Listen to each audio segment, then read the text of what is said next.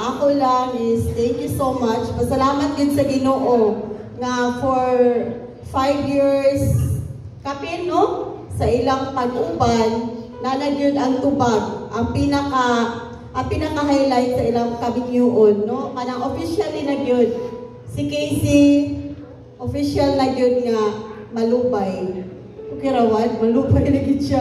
Okay, so ang ako diri is congratulations sa inyong duha. Padayon lang ang gugma and of course isintro na to ang Ginoo. Ako wala ko'y kaba kay pariunon ba sinunon. Pero bang positive ko per me nga sige sina siya sa maayong kamot. Kay what is o pariunon? Mo to one time kato nag-away gani sila nga sige siniuli sa balay. Ako ginabalik dito. Nganong niuli man ka, siya dili na kumubalik eh. Nag-away sila, something like that.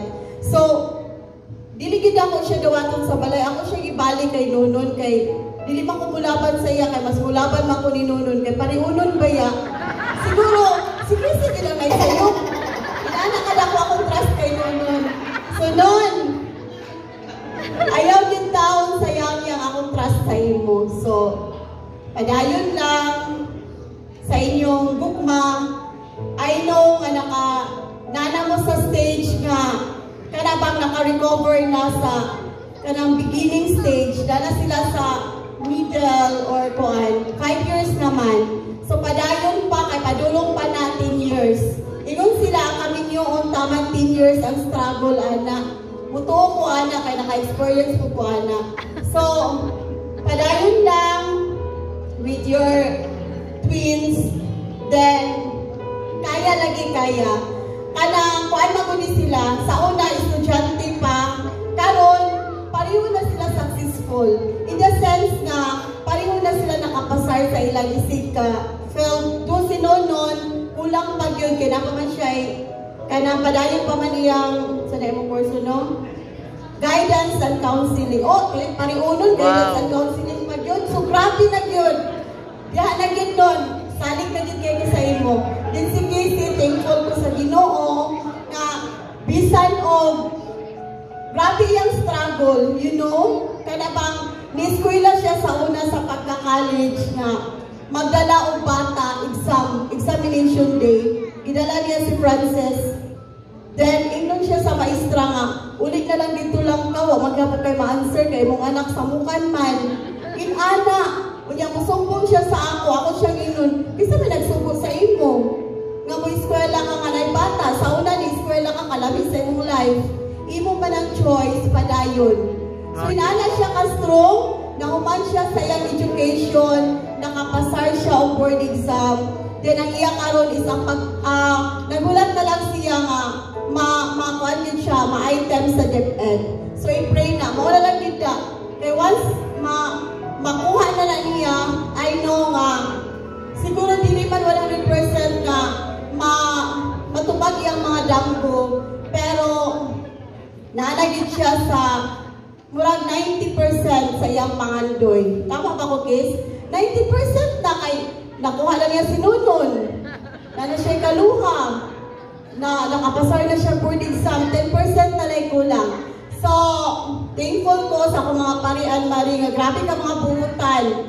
Grabe ka buhutan yun. Si Kagawad Malubay o si Mads Pinos. Sa una, pagkaburos ni Casey, ato silang balay. Ningon, murabag, nangayog dispensa, nangayog sorry. Pero what for? Ilang ang tuwa sa'yo, dili man kay Nonon. Si Casey po, number 1 nga ma-blame. Ang akong kuan, wala ko na, nasakitan ko pero nabakoy akong kasakit kay naatubang na ako si Mads Pinos nga kanagaling kung unsa akong feeling as mother ni Casey nga naburos mas grabe ang iya kay sinunon pangandoy niya nga mahimong pari unya wala na himong pari so nakuan ko ba ka nang natalpugan ang akong gibati nga depression or what kay feeling na ako hala kung grabe akong gibati mas grabe di ay ila. So, na to nga, naka-realize po me nga, mo-support na lang yun, and naamang po sa mayong kamot si Casey. No, sa una, medyo, dili pa kayo may kampante kay siguro si Nonon, dili pa kayo matured ko na nga mga time. Pero niabot yun sa time nga, nagka-matured na yun. Then, salamat kayo sa inyo pong respeto sa amo. Kay kabalo mo, sige na ni silang kapuspon-puspon. Sa una, murag kaupat na mo nagwag sinumar. Kaupat na ni silang nagwag sinumar. Na yung mga kakulian.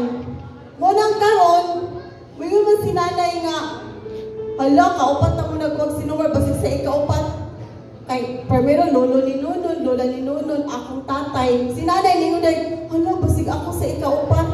Munang, wala sila nagsapa, nga nagkuha na silang ikaupat na sinumar. Gisurprise na lang ni nila. Kaya may naman sinanay, hala, basig ako sa ikaupat. So yung no, si Casey, nagdako maguna siya sa akong nanay o tatay. So matingala mo ganina nga nagdalag picture, katong frame gali sa akong tatay. Inana siya ka tatay's girl. Yatong lolo, grabe niya ka-love. So basig natingala mo ba nga, sa may role anang picture frame diha nga nag-apil-apil man nagpa-picture. Ako to siya tatay nga, dito yun si Casey nagdako. Inana niya ka-love, no? So, thank you so much nga na-realize na yun niya, baskog ang tanan. Nay, baskog, di ba? Okay, so, amen. So, salamat ko sa akong mga igsuon, nga niabot po from Manila, from Cagayan, nagin sila, para aning ang celebration. Sa akong mga friends po, nga na diha. And, nakoy group of friends, manggod nga.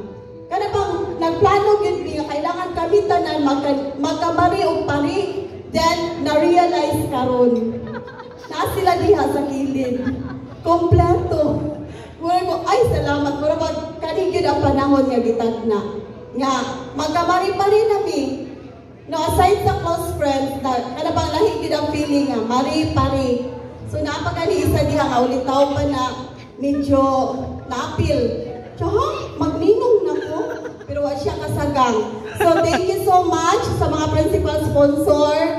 I know nga, gitagaan din yung value na may uban nga ni Anilang, dito lang sa simbahan, wala na ni Apil diri. Pero, kabalo ko nga, gitagaan niya po nila o dako nga value ni nga celebration kay nitambong magin sila sa simbahan. Kaya I think the most important yun nga pagtambong is sa simbahan man yun. Di ba, Father? Kaysa venue? Or tama ba ko, no? Okay, so thankful gihapon ko atong wala na nakauban diri. And sana diri karon